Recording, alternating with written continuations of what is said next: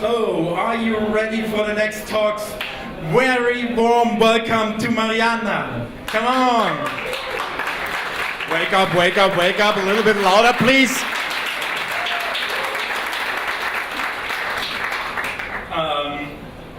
It's gonna be fast, it's gonna be tough.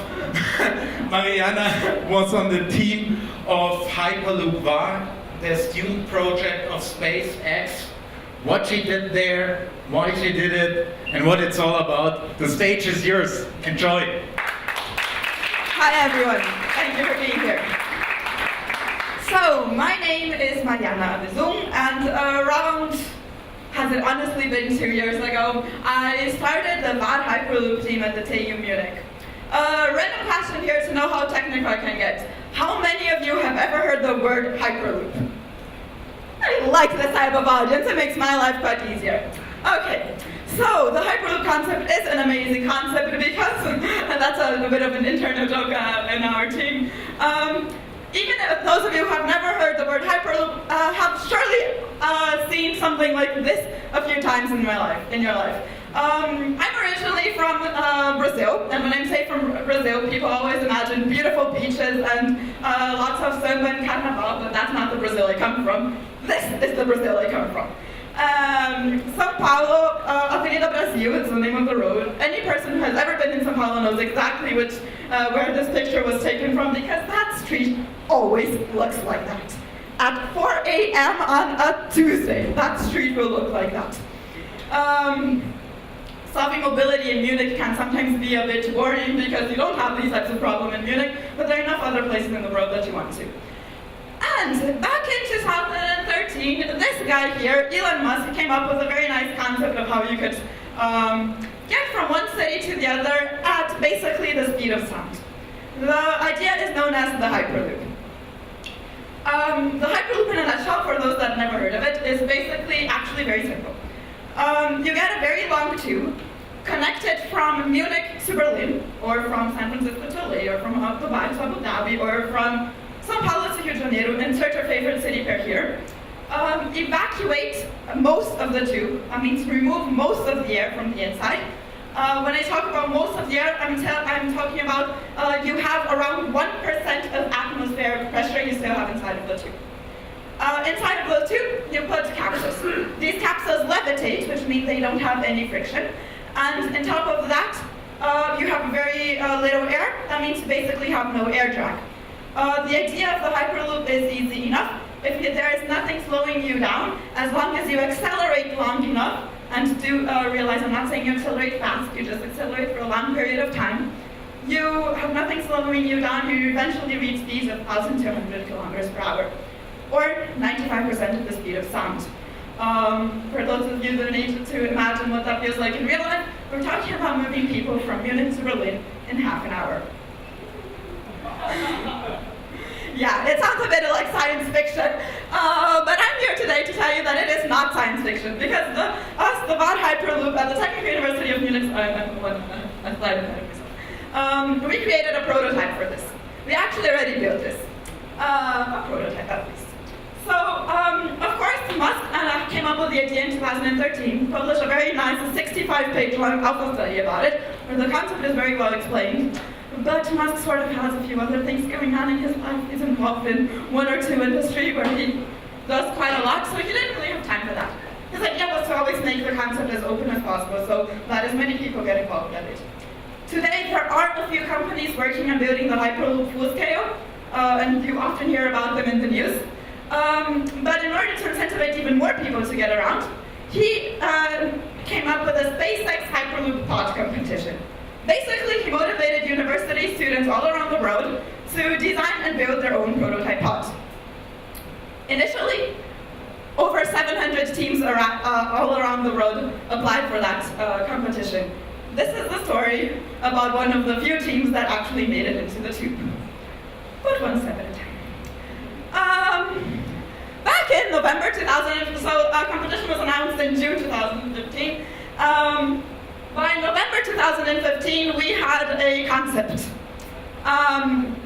Also another important thing of the Hyperloop. All of these images are taken from the front.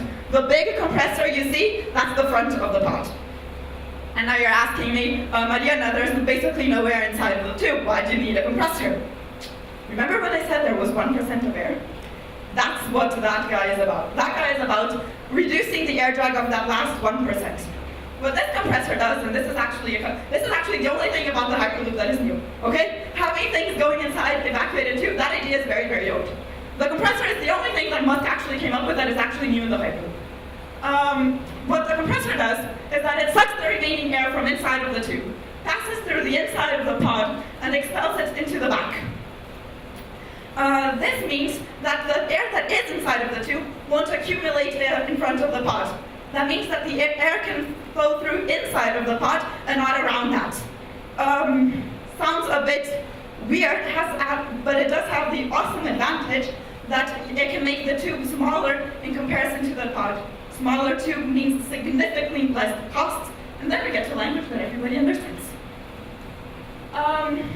So yeah, compressor, amazing, very important part of the Hyperloop concept, also very complicated, also very heavy, also very expensive, and we just had a few months to build this. Nichtsdestotrotz, nonetheless, we always said we wanted to have a compressor on board. Let me tell you one thing, we were one of the few teams that did that. Because the tube that SpaceX came up with was only 1.2 kilometers long. And in such a small tube, the compressor, you can definitely argue that the compressor isn't completely necessary. You can actually definitely make a point for that. But it is a very important part of the full-scale Hyperloop concept, which is why we had it from the beginning. This pod went through many iterations between what we originally designed in November 2015 to when we actually detailed that design and actually designed each stage of that compressor. In this image here, what you're actually seeing, the compressor in the middle image actually is a 12-stage compressor with a compression ratio of 9. Each blade was individually designed, and when you design each individual blade, you come up to this cost and weight, which wasn't really something we thought we could handle, at least not at that point in time. Nonetheless, I actually stood up in front of SpaceX, and this design was quite defined, quite detailed. We stood in front of SpaceX in January of last year, and in Texas it was an event where 130 of the 700 teams who had applied to the competition were invited to present their design. We stood in front of SpaceX and presented this design, and I have no idea how we managed to convince SpaceX that this cost would not be a problem and that we could actually build that. They believed it enough to let us pass and to let us try to build it. That was, of course, January of last year, which now seems ages ago. And then we needed to come back and actually start building. How do you build a Hyperloop? I remember the day when I was in Gashi with the team, and we just went out of the meeting and was like, yeah, to-do list, build a Hyperloop. First of all, you get some amazing contacts to help you with the money, with the manufacturing, with the material. I cannot thank Makerspace enough for everything they have ever done this. We actually built that pod over there at the Makerspace in Gashi. And as awesome as that pod is, it's not this pod. And so one of the first things we did was refine our, scale down our concept to something that we actually would be able to build. The first thing that we did was scale down the compressor. That compressor is not 12-stage, it does not have an amazing compressor ratio. It does have one very important advantage, it exists. We were actually able to buy a compressor from an old Alpha jet engine supplier, which made our life considerably easier. We just needed to adapt it to our case. Scaled down the magnets, completely changed our levitation system. I know you're thinking, what the hell are those wheels? This thing is supposed to levitate, why does it have wheels?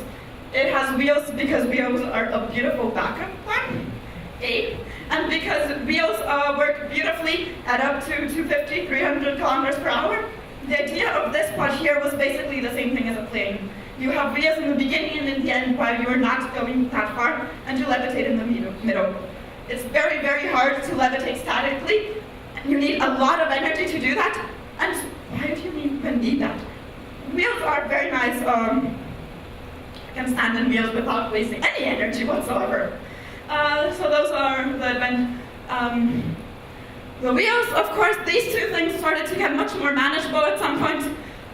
When we designed it, we were actually calculating a price of even less. We were actually calculating a price of around 200. This is the final price, and this is the final what the thing actually cost in the end. And this is the baby that we built from March until July of last year. About almost exactly a year ago, we showed off the construction to the world. By the way, this baby is standing outside. I have no idea how Johan actually convinced me to bring this over here. So please do go see it. It's much more interesting than the picture. Yeah, okay. July 2016 we had it built, and then we needed to test because I was not going to only turn on that compressor on when we arrived at SpaceX in LA. First things that were tested, click here, were, wheels. Already talked about them. Was one important scaling down that we did. Wheels have the beautiful advantage that they are easy to test. We actually used the wheels as a backup plan. And they were actually, because our tube is only small, we were never planned on reaching 1,200 kilometers per hour inside of such a small tube, because we actually do brake, and this is actually the testing of a brake that I'm going to show you in a second.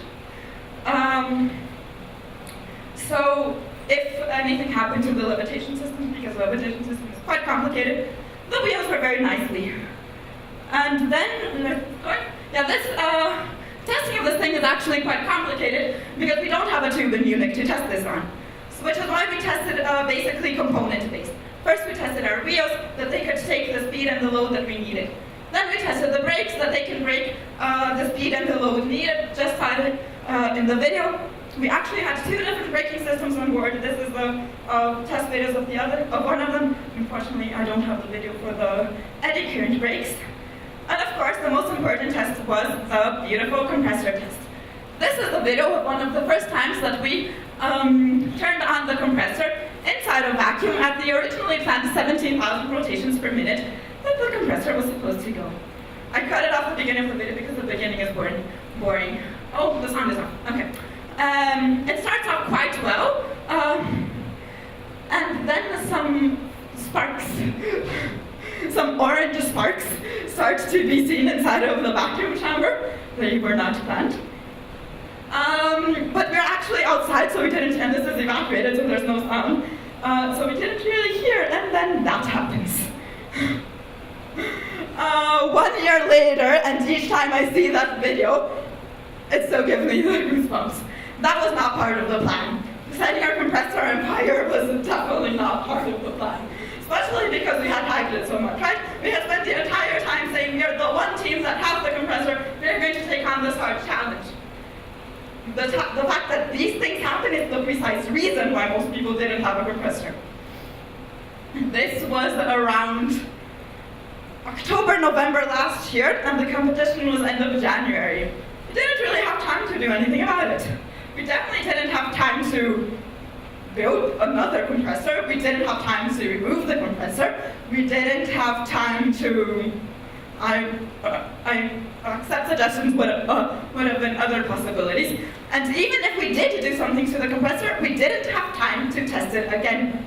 Because this thing was supposed to be able to ship to LA in the end of December, and the vacuum chamber where we tested wasn't going to be empty again until the end of December. So we needed to take a solution, we needed to take a decision of what to do so that we were 1,000% sure that it works. B, could ship it into Los Angeles and not be in Paris, because if that had happened at SpaceX, it would have been a problem. Well, how do you debug hardware? I'm assuming most of the people in this room are software developers that know how to spend hours in front of Eclipse finding for the one line of code that is not doing what it's supposed to be doing. How do you debug hardware? Hardware is much more interesting to test, especially because you can't breakpoint it. And each time you want to test it, you need a vacuum chamber that big that costs a lot of money. Imagine what Google would be like if each time they run an automated test in the code, it costs a few $1,000s. What we did do, we found out what the problem was. The problem was that one of the bearings That one we turned on at the 17,000 RPM. So initially, I cut it at the beginning of the video, but until around 12,000 RPM, it actually goes quite well. It actually goes, it actually works the way it's supposed to do it. It only starts going weird at 17,000. What happened is that the thing expanded too much, and one of the bearings was touching the outer case. And when metal touches metal at the 17,000 RPM, this is what happens. Of course, the first thing to do was replace the bearing. So we completely threw away the burned bearing, basically, and replaced it with a new one. That we did have time to do. It's just one small component of the compressor. And what we also knew is that it went well until 12,000. Until 12,000, we had tested it and it had worked. So what we did is that in the day of the competition, instead of turning it on at 17, we turned it on at 10. That's basically that's almost half of what was originally planned, but it's still 10,000 RPM more than anyone else had. So it still gave us quite a nice advantage. And that for me was one of the interesting learnings of the Hyperloop, is that in hardware testing, it's not pass or not pass. By most of the software definitions of testing, this would have been an epic fail. But what we passed until a certain point.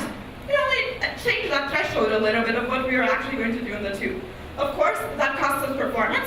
Of course, that influences the amount of airflow that the compressor can handle inside of the tube.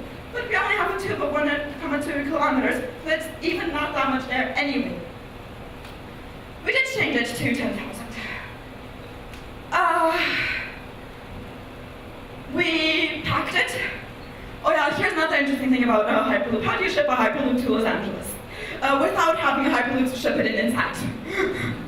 It's a bit of a meta problem when you need to transport transportation prototype.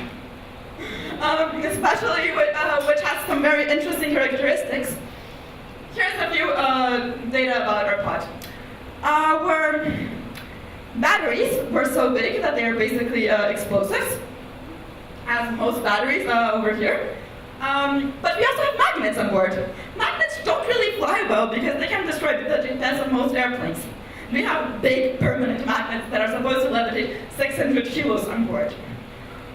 Other than that, we also, the beautiful compressor I was just talking about, I told you that came from a military airplane. That's military grade stuff. That's also not that nice to ship across the Atlantic. What we did is, we separated everything. So these guys here, these are the magnets and the batteries. They shipped in the end of November, 1 month before the pod. The compressor, in order to solve the compressor problem where you went through a lot of bureaucracy and you actually can export them, you actually can take away the military thing if you promise to bring it back. So with a lot of bureaucracy, we're able to transport the compressor. These two things went per ship instead of flying. They left 1 month before. I remember exactly the day the pod was picked up in Makerspace on the 29th of December. It was available for us in Los Angeles on the 2nd of January. It was so beautiful how fast and efficiently the customs work over there. But you can't really always be lucky in life. We arrived in Los Angeles on the 16th of January, and those guys that had been shipped end of November had not cleared customs. Yeah, okay, call the broker. What's going on? We need 1 more day. 1 day later, what's going on? We need 2 more days. Are you sure that it's going to be able in 2 more days? Like in 2 more days is still okay, I can still live with it, but then timeline is getting critical. Call the broker, 2 days later, we need 3 more weeks. The competition was in 7 more days. First things first, we go crazy about it. And then how do you, so here's the thing, without magnets, it's bad, we don't levitate. Without the batteries, we couldn't turn on the compressor, we couldn't levitate, we couldn't brake. One of our brakes was electric brakes, couldn't work that. Like, without brakes, without batteries, our pod is just basically a way too heavy thing going inside a tube. That doesn't do anything. It was quite stressful. There's a hilarious YouTube video about it where I complained. That was taken exactly when I was trying to solve that problem. What we did is paid too much money to the broker and tried to clear customs as fast as possible. That still didn't completely work. But we needed a backup plan, because if you don't have a backup plan, you go crazy ×2. So there was still part of the team over here, and I basically gave, like, I called each and every one of them, I think it was like 8 people that were still here. And some airlines will actually allow you to carry a few of the batteries in your hand luggage. You can carry battery packs in your hand luggage, things you learn in the Hyperloop. And they changed their flight. Here's an interesting tip if you ever come into that problem. British Airlines allows you to carry 3. All other airlines allow you to carry 2. We had as many people rebook into British Airlines flights as possible. I don't care if you're only supposed to fly in the next week, fly in tomorrow, and bring the extra batteries with you. They did. It worked, but that still didn't completely solve the magnets problem. At least now we can turn on the compressor and start working the compressor, but we still really weren't levitating. This is an old slide that I had in one of the technical presentations about how this concept works, and all the different advantages of the permanent magnets. Here's one of the beautiful secrets of our pod. These aluminum frames here, I know they look absolutely boring, but they are the most magical thing about our pod. They ensured us our modularity. The beautiful thing about aluminum frames is that you can simply screw and unscrew things on them very easily. The beautiful levitation system that we had worked so long for, A, didn't really arrive on time, so we couldn't test it at SpaceX, and B, SpaceX also had some problems. Because SpaceX was also doing this for the first time. SpaceX doesn't really build Hyperloops. They're usually worried about landing rockets. So they were, to be honest, they did some very stupid mistakes in this whole thing. The Hyperloop system works that the propulsion shouldn't really be provided by the pod, but instead by the tube. This has several advantages to itself. The main of which is if you only put it inside of the tube, you only build it once, it's much cheaper. You also need much less energy. In the full Hyperloop system, the propulsion system is supposed to be electric linear motors that are integrated inside of the tube. SpaceX was a bit too lazy to build this into their only 1.2 kilometer long tube, and arguably it would have been an overkill. So what they did is that they promised us a pusher. That was basically Tesla stripped it down, pushing us for the first few meters of the tube. That was supposed to push us to 350 kilometers per hour. 2 days before the competition, literally 2 days before the competition, when we were already at their test stand, they come over and said, yeah, problems with the pusher, you're only getting pushed to 94. So here's the thing. I mean, this wasn't just applied for us, this was applied to all of the teams. So I could just say, I don't care about it. Which is what some of the teams did to do. But the point of it is, we were levitating with permanent magnets, as actually most of the people also. And with permanent magnets, the way they work is that if this is the lift through speed curve, and at low speeds, this is the drag per speed curve. At low speeds, you have a very high drag. And only after a certain threshold do you have, does the drag go down, and then the lift to drag ratio is actually then big enough that it's worth it. But at low speeds, permanent magnets are just huge brakes because of the huge magnetic drags allowed. If we're going at 350, it wouldn't be far enough along that curve that we wouldn't have cared about the drag. But at 94, the drag was just a huge brake. The magnets were just a huge brake, which is why 2 days. This was actually even 3 hours before the competition. We killed the magnets. Rest in peace. Yeah. Oh, I'm on top of time, so this is beautiful. This is 2 videos for you. First of all, WARR Hyperloop. This is their one inside of the tube. Summing up with a bit of the competition. 30 teams were allowed to build it. 3 were allowed inside of the tube. This is MIT, Delft, and this MIT video I'm not showing. Delft stops at the middle of the tube because of their magnets. This is what happened when you remove your magnets 3 hours before the competition. This is our beautiful baby going inside of the SpaceX tube. Blue dot is us, gray dot is the pusher. And at some point the pusher stops, and we continue, which is not what happened with Delft. And we continue. Yeah, there you go. The dust, by the way, is the compressor that is throwing dust from the tube up. And we actually make it into the end of the tube. 700 teams applied, exactly one of them made it until the end of the SpaceX of the tube. And if you're...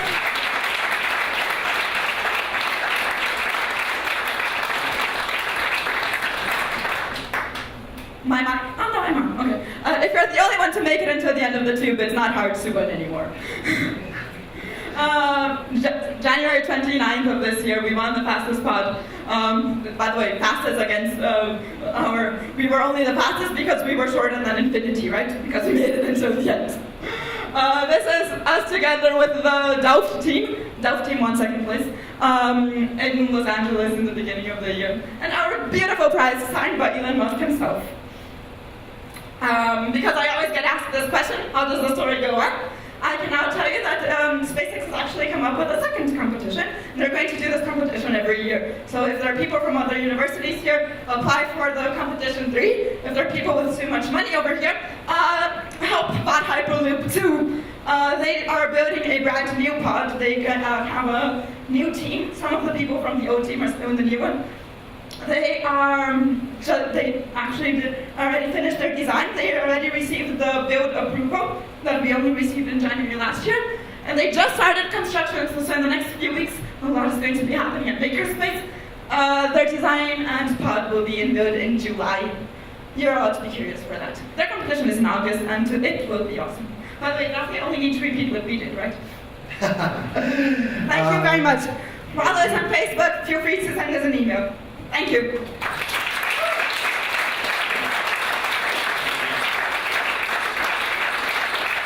Questions? Looking back, would you do it again? Yes. Okay, cool. It was crazy, but yes, it was also worth every second of it. Awesome. Do you have any questions? Anybody? Nobody? Feel free to come. I'll be standing around the pod soon. Feel free to come stop by. I can show you the pod in a bit more detail. The pod is much more interesting than the pictures. And I'm not putting it on the stage because I'm not carrying around 600 kilos. Great. If anybody is interested in the makerspace, the thing where it was built, it's a 1,500 square meter workshop. It works like a gym basically, where you pay a monthly fee, like a membership fee, and then you can use all the machines that are there. There are about 85 machines worth millions of dollars, and they're all for your use. You know, there are some engineers from BMW. There are students working on Hyperloop. You can build anything there, whatever you want, and it's up to you to do it. Anything from 3D printers to laser cutters to water jet to wood workshop to paint shop, 3D printers, anything that's there, everything's there. Who would be interested in that? Yes. Whoa, that's all. It's actually quite awesome. It's quite awesome. Who of you are students that are interested? Okay, just two. Cool. If you want to get to know it, if you want to come and join and see it, and meet the community, meet the other teams. There are lots more teams. Every first Wednesday of the month, we have a meetup called Hack and Talk. It's every first Wednesday of the month at 6 o'clock in the Makerspace. So feel free to come. If you want to know more about the other events, it's very simple. You just need to pull out your smartphone right now, and then send an empty email to x@utum.de. And then you get an autoresponder, no spam, just an autoresponder with all the meetup groups, events, and everything that's happening in the Makerspace. So again, it's x@utum.de. Cool. So I'm looking forward to see you there because that's where I spend my days actually. And yeah, we're looking forward to the next Hyperloop pod from WARR. Thank you so much.